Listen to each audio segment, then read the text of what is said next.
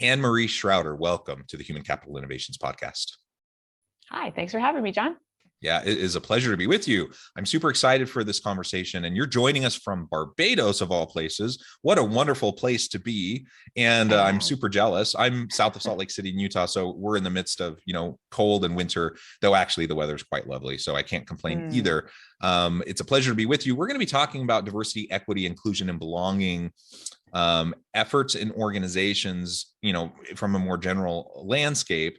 But more specifically, we're going to be exploring your recent book, Being Brown in a Black and White World: Conversations for Leaders on Race, Racism, and Belonging. Super interesting perspective that you bring to the table, and I'm super excited to explore that with you.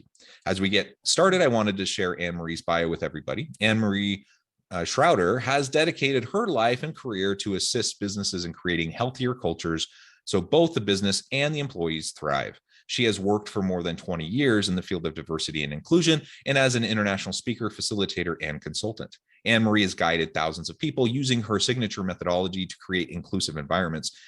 Her warm approach and transparency soothes participants, generating opportunities to lower defenses and open lines of authentic communication. She is a master at building belonging and safety in business environments, allowing for greater connection, dialogue, and sense of community. And certainly we know the world needs much more of all of that. So that's wonderful. It's, again, a pleasure to have you joining me today. And I appreciate you being willing to share your insights with me and my listeners. Anything else you would like to share about your background or personal context before we dive on in further? Sure. I'd like to share that I'm Canadian. I'm in Barbados. Luckily, I don't know if luck is the right word, but I'm grateful to be here this year in support of my 9-year-old who we came down for COVID, and she just, as a child of color, to be around people of color all the time, she just blossomed. So since work is still virtual, we're back. Yeah, that's wonderful.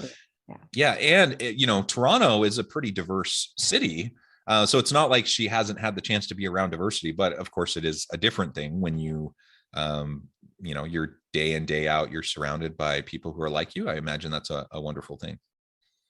Yeah. So, well, you might know a little bit about that.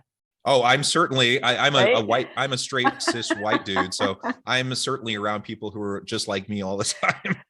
Yeah, it really makes a difference. Yeah. Really, and I've lived abroad. I've lived for extended periods of time in particularly in Asia, Southeast Asia countries. And yeah, it does, it's just different to be like the one white dude in a sea of Asian people, as has been my experience. And I've never really had negative experiences that I can point to. It's been a lovely opportunity to travel and live in those countries. But yeah, it definitely is a different kind of an experience. I certainly don't want to equate that, though, with the experience of people of color in the United States or, in the Western Hemisphere who might experience issues of inequities and racism and those sorts of things, because that really hasn't been my experience. And again, I'm a white dude. So I come to this conversation really to learn from you and to hopefully facilitate a nice conversation, but I really look forward to your perspective. Thank you. So as we forward to our chat. Yeah. So as we get started, maybe we can start with just defining a few things. Sure. Certainly racism, diversity, equity, inclusion. These are all things I think most people are fairly comfortable with, but we have, these terms, microaggressions, we have implicit biases. Those are getting more and more traction in the workplace and getting discussed, but I still hear them kind of misused a lot. So maybe we can start there. You can define those and kind of give us some examples of what those look like and how that plays out in how we interact with each other. And then we can go from there. Okay, sure. We'll start with those, but I do want to circle back to the D and the I and the R, because I think most of us know what those mean, but not everybody does. And I think that's part of the reason why we haven't seen more movement in this regard. So microaggressions, those are, daily, sometimes really subtle ways that we let people know that they don't belong. It could be an action, it could be a comment, it could be the way that we're treating someone, but they are often subtle, and so they are hard to catch. Sometimes even as the person on the receiving end of the microaggression, they're hard to catch. I can't remember who coined the term, but it was coined specifically for people of color. It's expanded to apply to folks in marginalized communities or historically disadvantaged communities. And I don't love the term because the micro part suggests that they're small and potentially insignificant, and they're not. And because they can happen very often, just because of how societies have been created and what we know and don't know, and the value that we have learned to give people based on systems and structures, the effect is cumulative and can be quite damaging for folks. So that's if I can just comment on that too, like you said, with the fraught terminology of microaggressions, and I totally agree, the cumulative effect can just be disastrous for people. Yeah. Looking at it from the standpoint of the one who's doing the behaviors or saying the things that are microaggressions, they don't always recognize they're doing it because they're small little subtle things. Again, we'll talk about implicit bias here in just a second, and oftentimes they come from those places of implicit bias. Yes. But those who are receiving it don't often see it either if they're not attuned to it. And that's really problematic, because then you have someone who just is absorbing it continually, not necessarily recognizing what's happening, but the overall weight of it still presses down on them and their psyche, and it has implications for self-worth and for their overall mental health and all of those things. And that can be really damaging. And sometimes, though, people who don't recognize what they're experiencing as they're experiencing it, sometimes they're even the defenders of those who are perpetrating these behaviors that are hurting them. They're defenders of the very behaviors, because they don't recognize the damage that it might be doing. And so then it becomes a situation where, like, for example, a woman who's in a culture or environment where there's heavy misogyny may be one of the first defenders of that environment, because she thinks she's a strong, powerful woman, and she doesn't let that stuff get her down, and so she can set aside these harms that are maybe hurting other people who aren't in a position or don't have some of the same privilege that she has, and then they're being hurt by it, and it's not getting corrected. The systems, the structures, the norms aren't being corrected, and of course that can be incredibly damaging. So again, not to derail from focusing on people of color, but just as an example, these microaggressions aren't small. They have cumulative effect, as you said, and it can be very, very damaging. So we definitely need to be proactive about figuring out how to counteract them.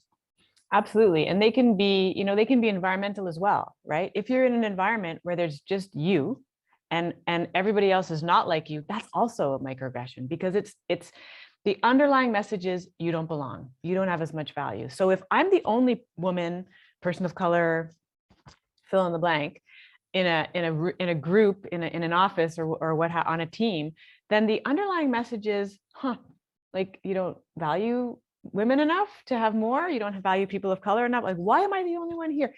And you're right, it's so subtle that even those of us that are impacted by those microaggressions don't get them. But I bet you we're impacted even though we don't realize it. Yeah. And that's gonna, like you said, weigh on us. It impacts our self-esteem, like you said, it impacts our sense of self. It impacts how we see ourselves. Yeah. And it's very closely linked to implicit bias or unconscious bias, where we can go next if you like. Yeah, awesome. Let's go there next. And I should also just note, as you so well articulated a minute ago, I didn't mean to brush over the fact that there are still plenty of people who don't fully understand diversity, equity, inclusion, belonging, like how these things are actually different from each other.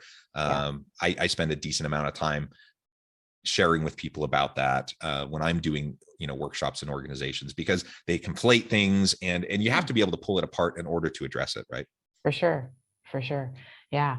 So implicit bias, those are the biases that lodge in our brain and inform how we see people, how we treat people, how we might respond or not respond, react or not react, the assumptions that we make. And in trying to create an inclusive environment and a diverse environment, they can take us out at the knees because we're not aware, right? The implicit part or the unconscious part means that it's lodged in there, But if I were to shake you awake in the middle of the night and say, do you have a bias against Black people, or do you have a bias against women? You'd be like, no, I don't.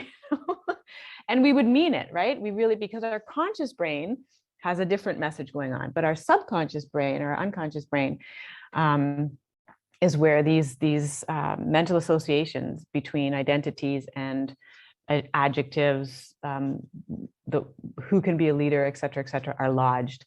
And we use those to make most of our decisions in the day, right? The subconscious brain makes the thousands of decisions per minute versus a few 10, 20, maybe 40 a minute that the conscious brain does. So we need that subconscious brain, and it can really get in the way of our efforts around inclusion and equity because these mental associations are lodged in there without us knowing, but we use them, we act on them. Yeah. And on the one hand, it's a way to have some patience, empathy, and compassion, and be a little generous towards people who are perpetrating, words or behaviors that are, microaggressions and might be hard for other people. It's a way to, if we can acknowledge that these are implicit biases, unconscious biases, then we can say, okay, you're not trying to be sexist, racist, bigoted, whatever.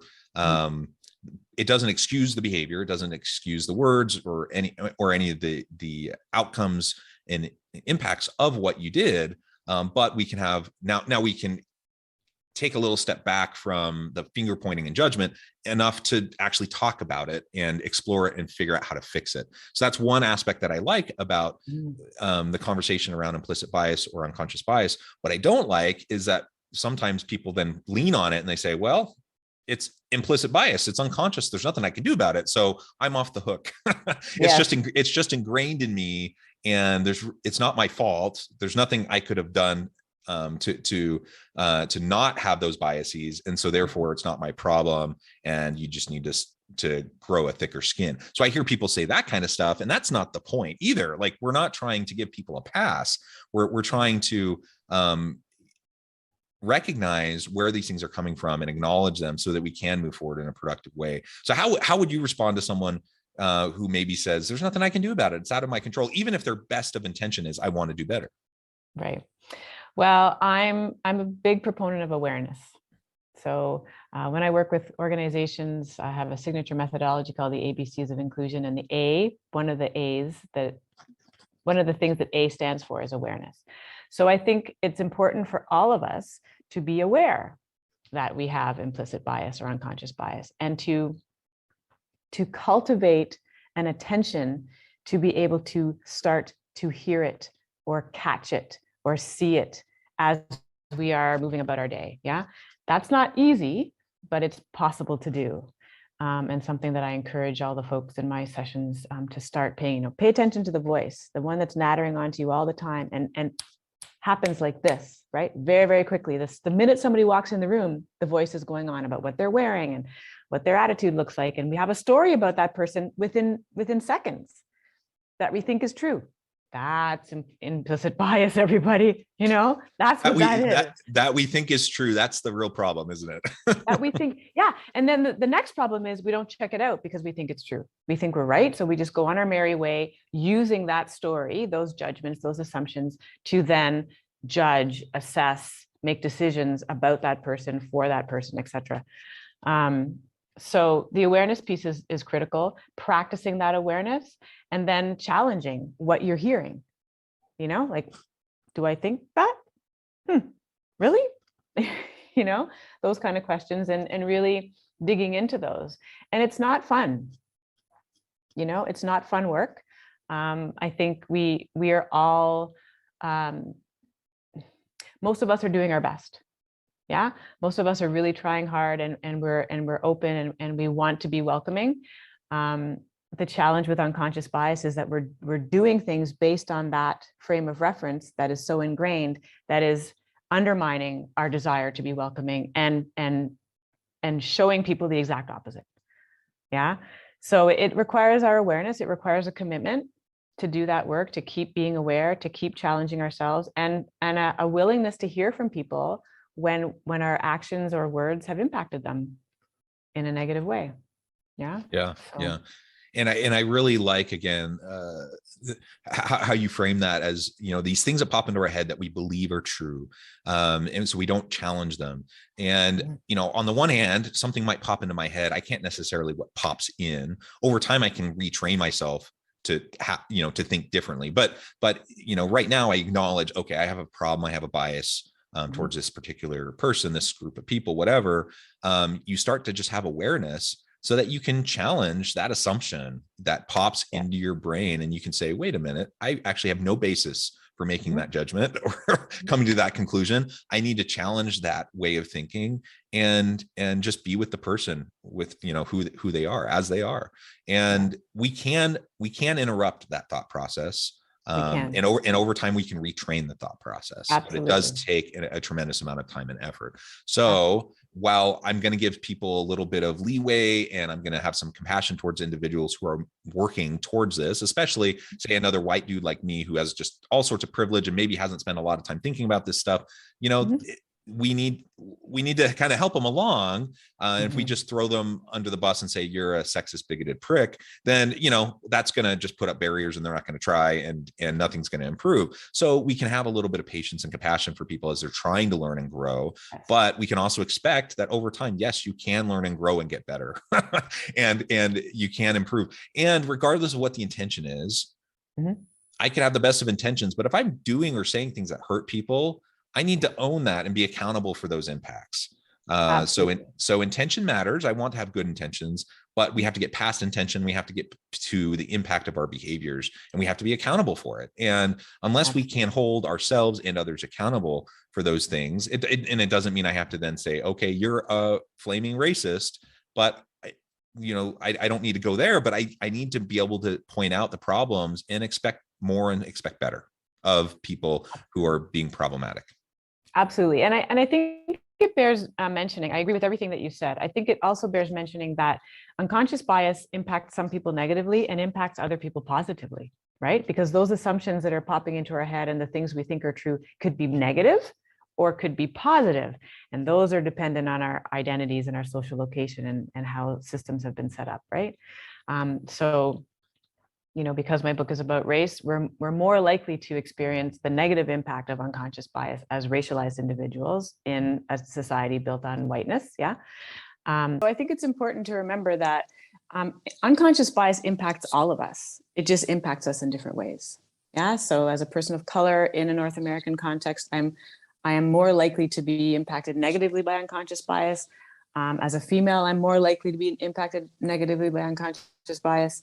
But as a male and as a white male, you're more likely to be positively impacted by unconscious bias. So I think that's important for people to remember. So yes, we want to be patient with folks. We want to give folks the opportunity. We want to meet folks where we're at and give them the opportunity to learn and grow into their commitment and participation in equity, inclusion, and diversity. And, that doesn't mean you get a free pass. We don't get a free pass, right? There's some accountability. We know that intention and impact are not the same.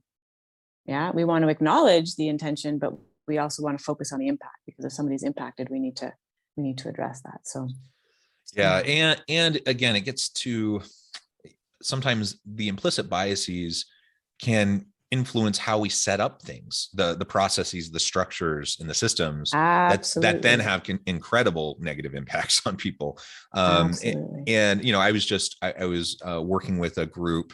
They were needing input on hiring processes and interviewing, and it's a heavily male dominated industry, and their particular group is heavily, it's like 95% men.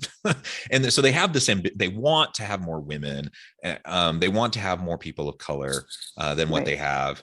And so their aspiration is good. Their intention is good. And then they're going through the hiring process for a new position. And I'm looking at it and I'm like, well, you're a little limited in your ability on the hiring committee because you don't have very many women. So that's going to impact things. You have to be extra aware of what you're trying to do. And then I look, I'm looking over things. I'm like, okay, you're not interviewing a single woman. And they're like, well, gender has nothing to do with it. It's just, these are the requirements. These are what we're looking for. And this is who has that. And so it's just, we're picking the best people, but it just happens to be all men. I'm like, well, wait a minute. Let's challenge that. Yeah, let's challenge that a little bit. Like, what are you actually saying is most important and why? Right. And because while maybe gender wasn't the first thing on their mind, those implicit biases form their other expectations in what they're saying is most important, which then influences how they're scoring candidates and ultimately who's getting an interview. And of course, then you have people who aren't even getting the opportunity to be interviewed, let alone be hired. And it's no wonder that they have this perpetual cycle of having pretty much all men, right? And pretty much all white men. And so we need to be able to disrupt those things. And the only way we can is if we acknowledge it. And then we can say, yes, I'm going to proactively make an effort to challenge assumptions, challenge, the systems that need to be challenged in order to actually provide equal opportunity for people, not just give lip service to it. Absolutely. And that's the beautiful thing about having representation around the table, right? When you have representation around the table and your environment is inclusive, right? So the diversity is about the representation. The inclusion is about how it feels. Are you hearing from people? Do people feel comfortable and safe to speak up? When they speak up, are they heard? Are they taken seriously? Are their ideas used, considered, right? Are we then doing things differently or trying something new? When we have that representation around the table and the environment is inclusive, then we have the opportunity to hear about some of these things that we haven't thought about before, different ways of doing something, the blind spots, if you will. Try not to use that word as much anymore, but the things that we miss that are not on our radar because of who we are in the world. There's nothing wrong with that. We just have a very narrow experience of the world based on, how we show up in the world, who we are. And that's fine. But the beautiful thing about diversity in an environment that's inclusive is that there's so much we can learn about what we've missed. How that policy impacts this person differently. And we never would have thought about that because it works fine for us.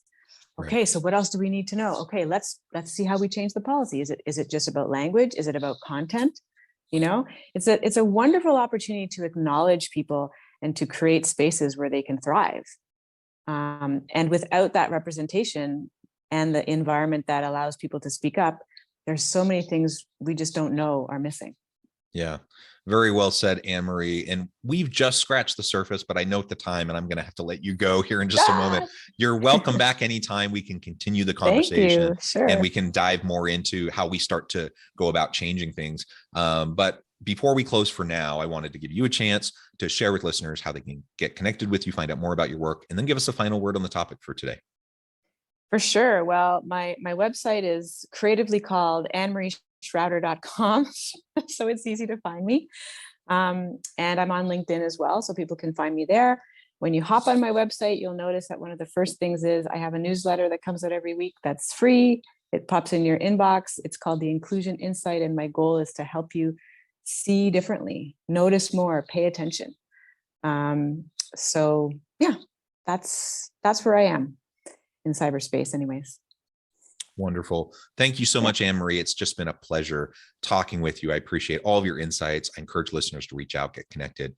And as always, I hope everyone can stay healthy and safe, that you can find meaning and purpose at work each and every day. And I hope you all have a great week.